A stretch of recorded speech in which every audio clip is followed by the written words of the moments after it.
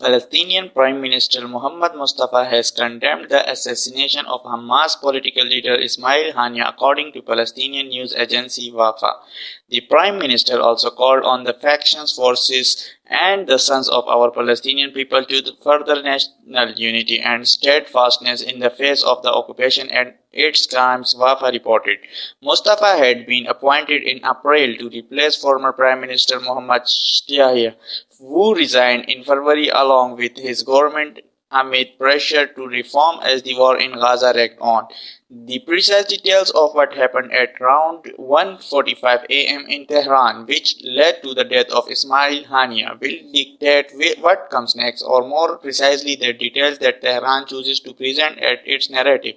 It is clearly a grave violation of their sovereignty and the supposed security bubble of the Iranian capital. However, the attack occurred. Haniyeh was their guest, and their role as a regional power is eroded if they are unable to guarantee the simple safety of visiting allies. But Iran has stomached comparable violations in the past, more specifically when non-Iranians were killed. The death of their leading nuclear scientist, Iranian Mohsen Fakhrizadeh, was met with limited immediate wrath in 2020. The truth, Iran's options are limited and none of them are great. Russian Deputy Foreign Minister Mikhail Bogdanov called the killing of Hamas political leader Ismail Haniyeh an absolutely unacceptable political assassination, according to Russian state media RIA Novosti. Hamas political leader Ismail Haniyeh has been killed in Tehran, Iranian state media reported on Wednesday. Hamas said Haniyeh was killed in an Israeli strike on his residence.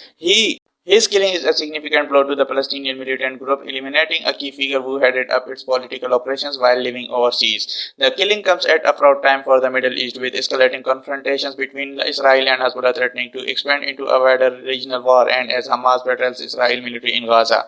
Israel has carried out an airstrike on the Lebanese capital Beirut in what it says was a target move against a commander of the militant group Hezbollah, which is backed by Iran. The strike happened in a heavily built-up neighborhood. One woman was killed and emergency services are still looking for survivors. Israel blames Hezbollah for an attack last weekend on the Israeli-occupied Golan Heights, during which 12 young children died. The group denies involvement from Lebanon. Here's correspondent Quentin Summer. While Israel's response came just before sunset, a drone attacked 3 strikes on a building in the southern suburb of the explosions could be heard across the city. An attack the Lebanon has been bracing itself against war.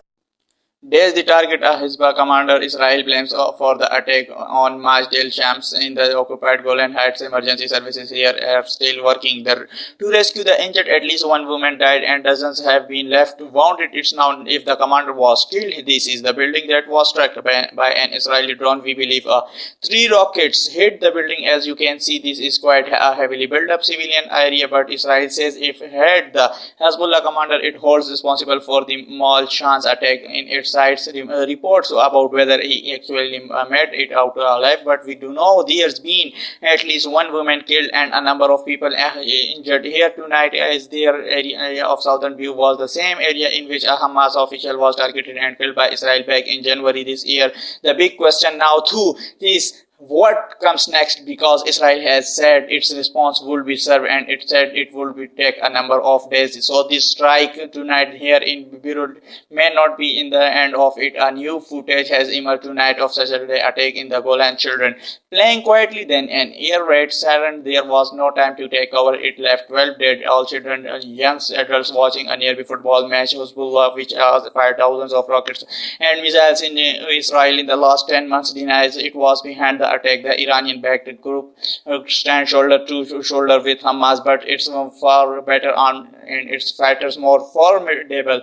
The conflict here was mainly contained to broader areas and military targets. The unwritten rules of this almost war, but Saturday attack to the Golan on civilians has pushed Lebanon and Israel to the brink. The United States and others have been working to contain things. How Hezbollah responds to tonight assassination attempt and what Israel does next will determine whether war here is inevitable. Quentin Summer Wild News. Beirut, well, the White House says that an allowed war between Israel and Hezbollah is not inevitable, but as you heard, there was widespread and escalation. Our correspondent Paul Adams is in Jerusalem for us now. And Paul, what's your assessment of the situation tonight? Look, Rita, this was clearly a very target. There is an anticipated a significant Hezbollah response that is interesting. Israeli officials are quoted as saying that the ball is now is Hezbollah court. I think the Israelis are convinced that he has been successful. In fact, in the last few minutes, they issued a statement saying that they do indeed believe the Chukar, their intended target, is dead. In fact, the statement gives a long account of his history of involvement in attacks against Israel stretching